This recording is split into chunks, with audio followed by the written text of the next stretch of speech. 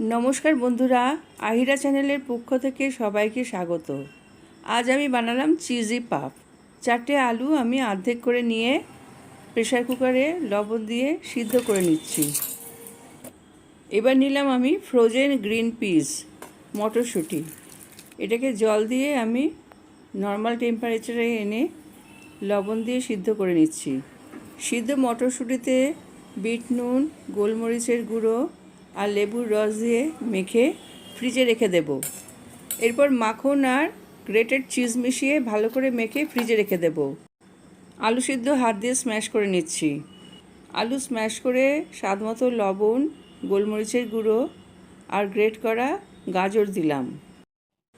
ধনেপাতা দিয়ে ভালো করে মেখে নিচ্ছি। মাখা হয়ে গেলে হাত দিয়ে আমি ছোট ছোট বল তৈরি করব।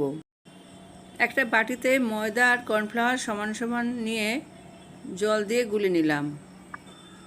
এরপর মাখা আলু থেকে আমি ছোট ছোট বল তৈরি করে নিচ্ছি।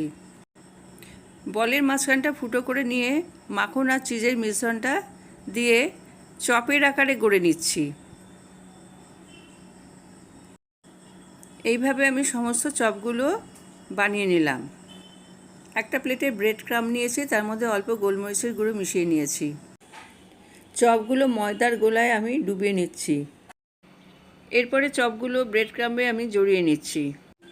একইভাবে সব চপগুলো তৈরি করে আমি খানিকক্ষণ ফ্রিজে রেখে দেব।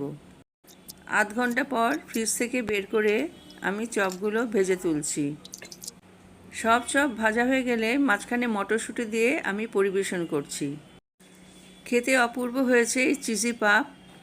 আমার এই রেসিপি যদি আপনাদের ভালো লেগে থাকে তবে আমার চ্যানেলকে সাবস্ক্রাইব করুন, লাইক করুন এবং শেয়ার করুন।